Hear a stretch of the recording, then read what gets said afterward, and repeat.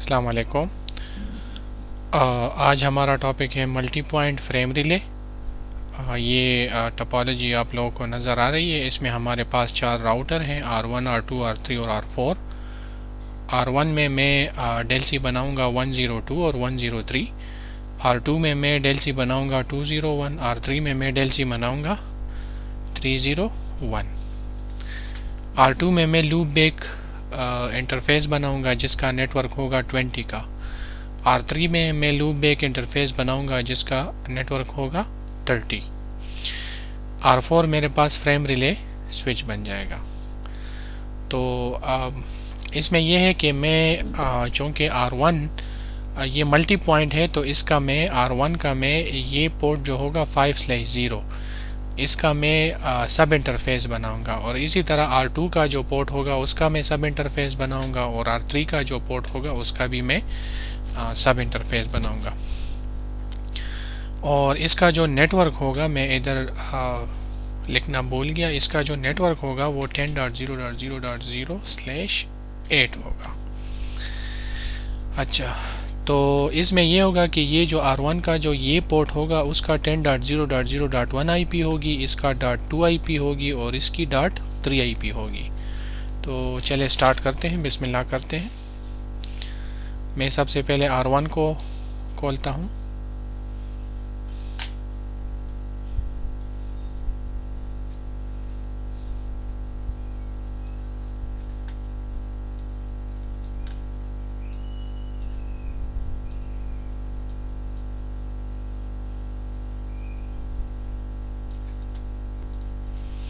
अच्छा, तो स्टार्ट करते हैं। ग्लोबल मोड में आते हैं। int s5/0 नो शट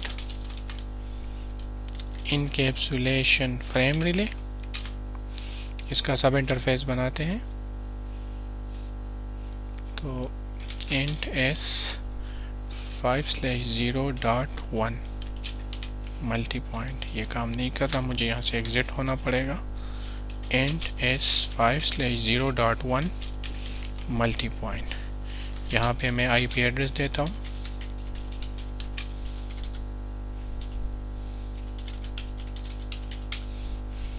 अच्छा, यहाँ पे मैं अब मैं इसमें दूंगा डेल सी बनाऊंगा। तो frame relay int DLCI, कौन सी 102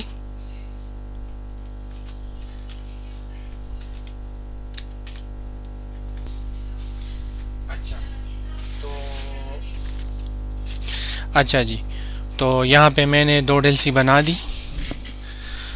अब मैं यहाँ पे मैपिंग करूँगा। फ्रेम रिले मैप IP 10.0.0.2 किस डेल सी के साथ मैप करना है? 102 के साथ। ब्रॉडकास्ट, ये डेल सी मुझे, ये IP मुझे 3 के साथ मैप करनी है। कौन सी IP है? 3। मैंने इसको सेव कर लिया।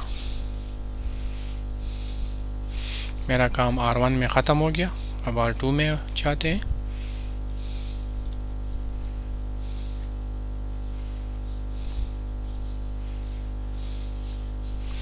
अच्छा, int s5/0 इसको नो शट करते हैं। इनकैप्सुलेशन फ्रेम रिले, और यहाँ पे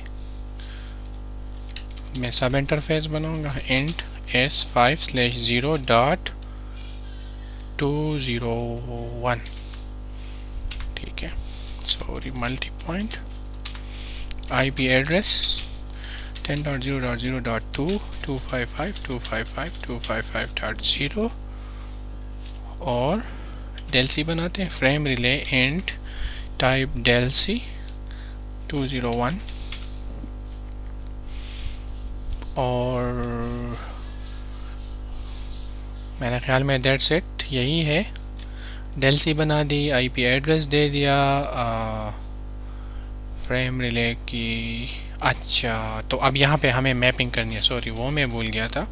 तो फ्रेम रिले मैप आईपी 10.0.0.1 201 के साथ और ब्रॉडकास्ट। यहाँ से मैं 3 को मैप करता हूँ। ठीक है, काम ख़त्म हो गया, इसको सेव कर लेते हैं।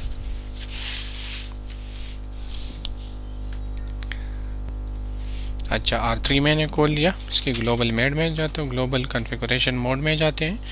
Int S5/0 no shut encapsulation frame relay, और अभी इंट S5/0.301 मल्टी पॉइंट। यहाँ पे मैं आईपी एड्रेस देता हूँ 0.0.3।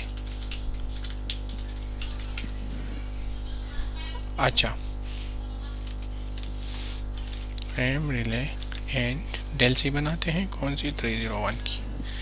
अब मैं मैपिंग करता हूँ, डेलसी मोड से निकलना होगा। फ्रेम रिले मैप आईपी कौन सी 10.0.0.1 किसके साथ मैप करने, 301 और ब्रॉडकास्ट। अच्छा, और ये 2 की इधर हमारा काम ख़त्म हो गया। अब ये तीनों राउटर्स 1 2 3 और 4 ये कॉन्फ़िगर हो गई हैं।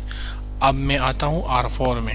ठीक है, ये बहुत से लोगों को इसमें कन्फ्यूजन होती है, तो ये प्रैक्टिस से फिर बंदा सीख जाता है। तो the more you practice the more you learn. अभी मैं R4 को खोलता हूँ, इधर मैं आता हूँ R4 में।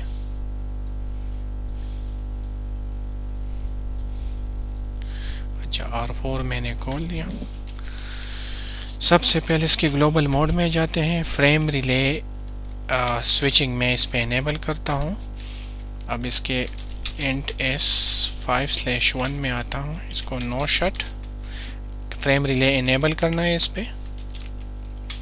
ठीक है, अच्छा इनेबल हो गया। अब ये हमारे पास इंट फ्रेम रिले इंट F DC होगा हमारे पास, और यहाँ पे मैं इसको क्लॉक रेट मेंशन करूँगा। आप क्लॉक रेट ना भी दे तो ये डिफ़ॉल्ट ले लेगा, बहरहाल देनी चाहिए, अच्छी बात है। अच्छा, अब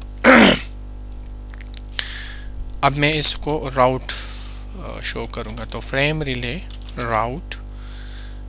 अब देखें 5/1 से के साथ कौन सी डेलसी कनेक्टेड है, 2 डेलसी 102 और 103। अगर 102 के डेलसी से डेटा आएगा तो वो कौन से इंटरफेस से निकलेगा, 5/2, और किस डेलसी के साथ मैप होगा, 201 के साथ।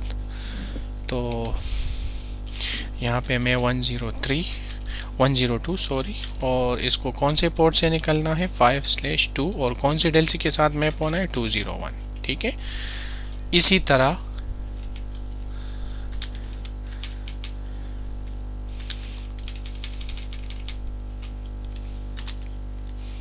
That's it. ठीक है, अगर 103 डेलसी से डेटा आएगा तो वो कौन सी डेलसी से बाहर निकलेगा, S5/3 से, और कौन सी डेलसी इसको रिसीव करेगी, 301। ठीक है, होपफुली आपको समझ आ गई होगी, ये इतना मुश्किल तो नहीं है। ठीक है, अच्छा अब मैं आता हूँ इंट S5/2 में, इसको नो शट करते हैं, इनकैप्सुलेशन फ्रेम रिले, और frame relay int F type DCE clock rate 64,000। अच्छा, ये कौन सी डेलसी के साथ कनेक्टेड है, 5/2, ये 201 से जो भी डेटा आएगा उसको बाहर निकालना है 5/1 से, और किस डेलसी के साथ मैप करना है, 102 के साथ। तो इधर मैं लिखूँगा फ्रेम रिले राउट 201 इंट S5/1, और कौन सी डेलसी के साथ, 102 के साथ। अच्छा, अब मैं दूसरे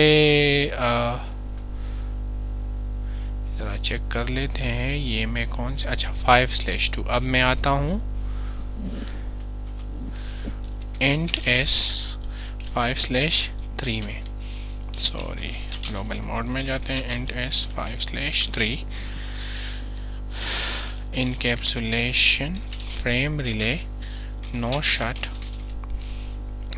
frame relay int f tce clock rate RATE 64,000। और यहाँ पे अब मैं इसको राउट दिखाऊंगा, तो फ्रेम रिले राउट 301 से जो डेल सी आएगी डेटा उसको इंटरफेस S5/1 से निकालना है, और कौन सी डेल सी के साथ मैप करना है, 103 के साथ, ठीक है। हाँ सॉरी, इधर राउट लिखना था, ठीक है, अब हो गया। इसको मैं सेव कर लेता हूँ।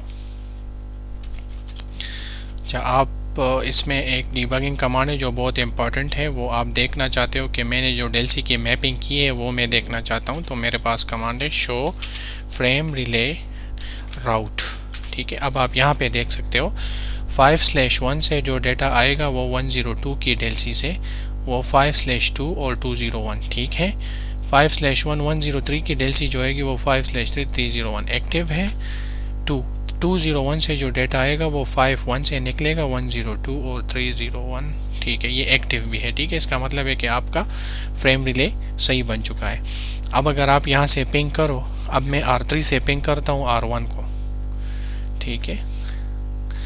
तो मैं इधर पिंग 10.0.0.1 देखते हैं।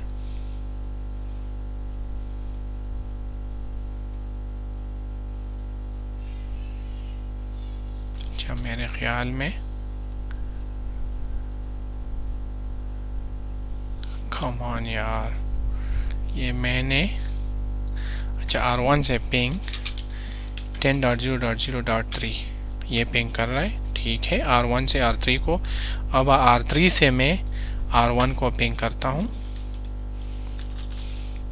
पिंग 10.0.0.1 ये भी पिंग कर रहा है। R2 से पिंग करते हैं, पिंग 10.0.0.1 पिंग कर रहा है।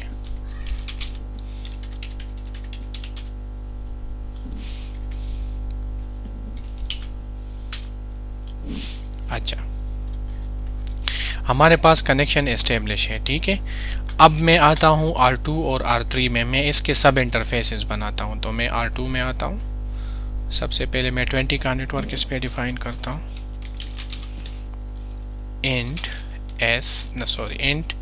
loopback1 IP एड्रेस 20.0.0.1 255.255.255.0, ठीक है। इसको मैं सेव करता हूँ। अच्छा, R2 का राउटिंग टेबल अगर आप चेक करोगे तो दो नेटवर्क शो होंगे, ठीक है। ये एक 10 का शो हो रहा है, ठीक है, और एक 20 का, ठीक है, दो नेटवर्क शो हो रहे हैं, ठीक है। इसी तरह R3 में आते हैं, R3 में 30 का नेटवर्क मैं डिफाइन करता हूँ, loopback 1 IP एड्रेस 30.0.0.1 255.255.255.0, ठीक है। अब अगर इसका राउटिंग टेबल आप चेक कर लो तो 10 और 30 का शो हो रहा है, ठीक है। अच्छा, अब आप देखें यहाँ पे हमारे पास जो है ना मतलब कनेक्शन इस्टेब्लिश है R3 का R1 के साथ, R2 का R1 के साथ। अब अगर R1 का राउटिंग टेबल में चेक कर लूँ तो उसमें 10 का नेटवर्क शो होगा, शो IP राउट, ठीक है। अब सब कुछ हमारा सही है। अब मैं यहाँ पे इस तरह करता हूँ कि अब इसमें हम EIGRP चलाते हैं, ठीक है, EIGRP 100 इधर मैं इसको लिख लेता हूँ EIGRP 100, ठीक है। अगर मैं यहाँ पे EIGRP R3 पे एडवर्टाइज करूँ R2 पे और R1 पे, तो होना तो ये चाहिए कि फिर जो R2 का जो ये नेटवर्क होगा ये R3 के राउटिंग टेबल में शो होना चाहिए, और इसी तरह R2 के राउटिंग टेबल में R3 का जो 30 का नेटवर्क है वो शो होना चाहिए, और इसी तरह R1 के राउटिंग टेबल में 30 और 20 का नेटवर्क शो होना चाहिए रिमोटली जो इसके साथ कनेक्टेड है। तो चले देखते हैं, प्रोटोकॉल एडवर्टाइज करते हैं EIGRP, फिर उसके बाद देखते हैं। सबसे पहले मैं R2 में आता हूँ, इधर मैं प्रोटोकॉल एडवर्टाइज करता हूँ इन दोनों नेटवर्क्स पे। तो ग्लोबल मोड में आता हूँ, router EIGRP 100, no auto summary, network 10.0.0.0, दूसरा नेटवर्क है मेरे पास 20 का। दैट्स इट, ये मैंने इधर एडवर्टाइज कर लिया। अब मैं आता हूँ R1 में, सॉरी R3 में। R3 में हमारे पास दो नेटवर्क है 10 और 30। Router EIGRP 100, no auto summary, network कौन सा 10.0.0.0, और दूसरा नेटवर्क है 30 का, ठीक है। इस पे भी एडवर्टाइज हो गया, इसको भी सेव कर लेते हैं। अब आते हैं R1 में। R1 में हमारे पास एक नेटवर्क है, तो router EIGRP 100, no auto summary, network 10.0.0.0, ठीक है। देखें एडजेसेंसी बन गई है, ठीक है, एडजेसेंसी बन गई है, सही है। अच्छा, अब मैंने इस पे प्रोटोकॉल एडवर्टाइज कर लिया। अब होना तो ये चाहिए कि इसका जो नेटवर्क है 20 ये R1 के राउटिंग में टेबल में शो होना चाहिए और R3 के राउटिंग टेबल में शो होना चाहिए, और 20 और 30 R1 के राउटिंग टेबल में भी शो होना चाहिए, ठीक है। और इसी तरह ये 20 नेटवर्क जो है ये R3 के राउटिंग टेबल में शो होना चाहिए, और इसी तरह R2 के राउटिंग टेबल में 30 भी शो होना चाहिए। मतलब जो डायरेक्टली कनेक्टेड नेटवर्क्स नहीं है, जो रिमोटली नेटवर्क्स हैं, वो भी इसमें इसके राउटिंग टेबल में आने चाहिए। तो आइए चेक करते हैं। पहले मैं R1 में आता हूँ, R1 के राउटिंग टेबल को मैं चेक करता हूँ, शो IP राउट,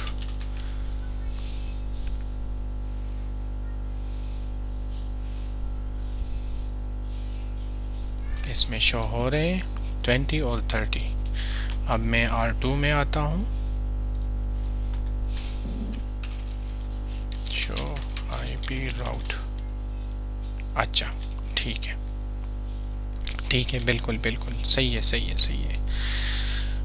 चूँकि इसी पॉइंट पे इसने R2 का अपडेट रिसीव कर लिया और इसी पॉइंट पे इसने R3 का अपडेट रिसीव कर लिया, तो इसका मतलब है कि R1 के राउटिंग टेबल में 20 और 30 का नेटवर्क शो हो रहा है। लेकिन अगर R3 का राउटिंग टेबल में चेक कर लो तो इसमें 20 का नेटवर्क नहीं होगा, और अगर R2 का राउटिंग टेबल में चेक कर लो तो इसमें 30 का नेटवर्क नहीं होना चाहिए। क्यों?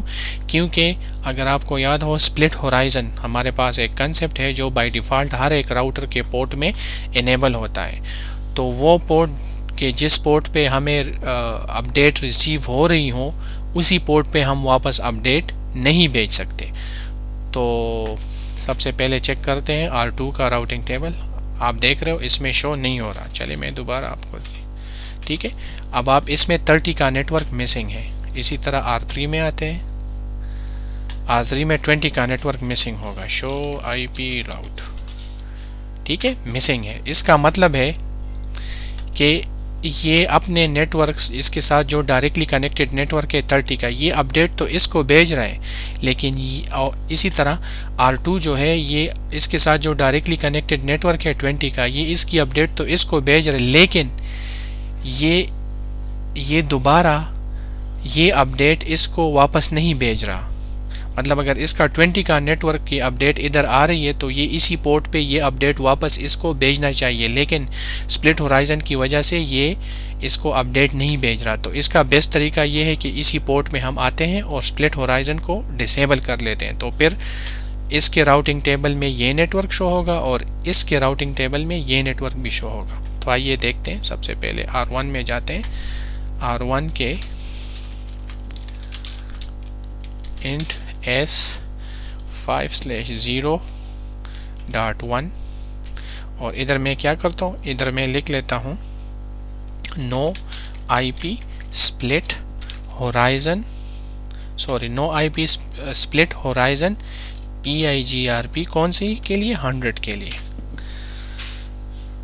देखें अब दोबारा ये रीसिंक्रोनाइज हो गई है, मतलब चेंज हो गई हैं ये। तो अब अगर मैं R2 का राउटिंग टेबल चेक कर लूँ तो ये 30 का नेटवर्क जो है ये शो होगा, और अगर R3 का राउटिंग टेबल में चेक कर लूँ तो इसमें ये 20 नेटवर्क शो होगा। तो आइए सबसे पहले R2 को चेक करते हैं। R2 के नेटवर्क में देखें पहले एक तो 10 था और एक 20, 30 का नेटवर्क नज़र नहीं आ रहा था। अब मैं चेक करता हूँ कि ये शो हो रहा है कि नहीं।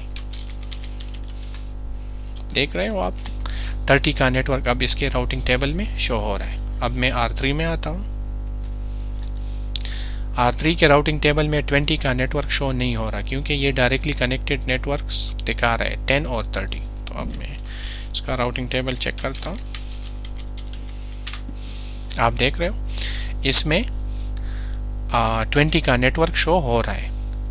इसका मतलब है कि स्प्लिट होराइजन इस पे मैंने डिसेबल कर ली। तो अगर मैं इस पे स्प्लिट होराइजन इसी पोर्ट पे डिसेबल कर लेता हूँ R1 के 5/0 पे, तो जाहिर है ये R2 से जो अपडेट रिसीव करेगा वही अपडेट ये इसी पोर्ट पे दोबारा भेज के R3 को भेजेगा।